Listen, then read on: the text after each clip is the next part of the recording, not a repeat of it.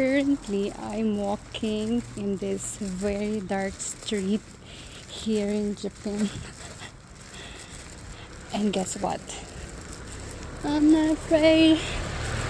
I was petrified.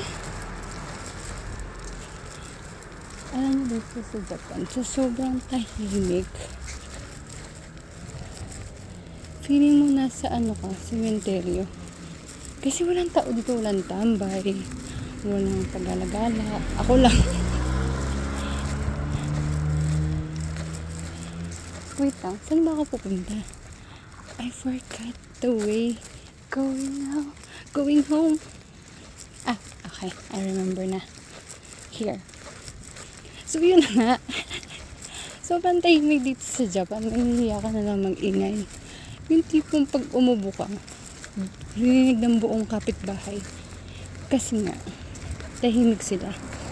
So, dapat nakamute lang yung pag-ubo mo. Ganun lang. Ayan. So, meron ditong golf studio. Ayan, yung mga kapitbahay. May mga tao sa bahay nila, pero ang tahimik.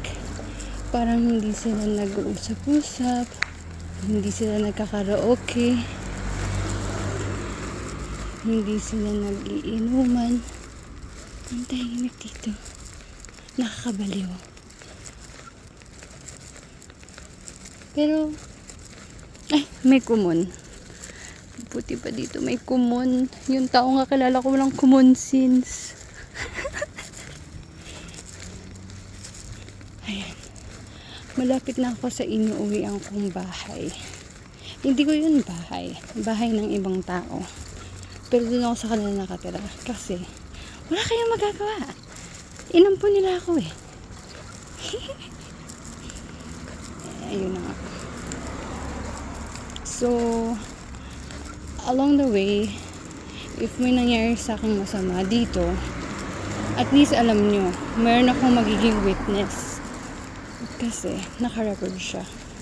Pero paano kung namatay ako? Paano ko siya ma-upload? Paano nyo malalaman? Diba hindi? May family mart dito. And then, alam nyo ba? Yung mga convenience store dito.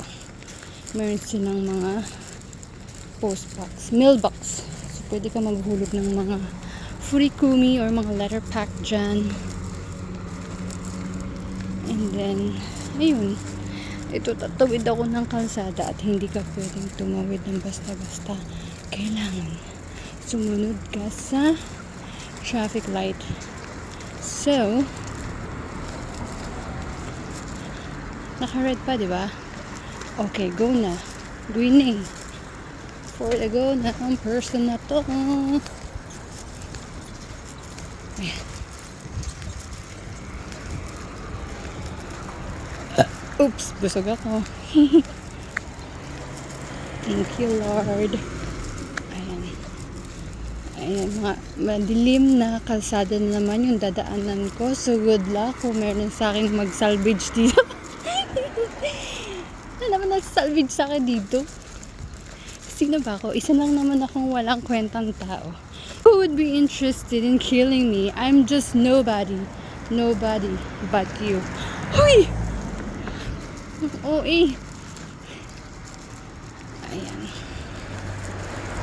So, kung introvert ka, Japan is the place for you.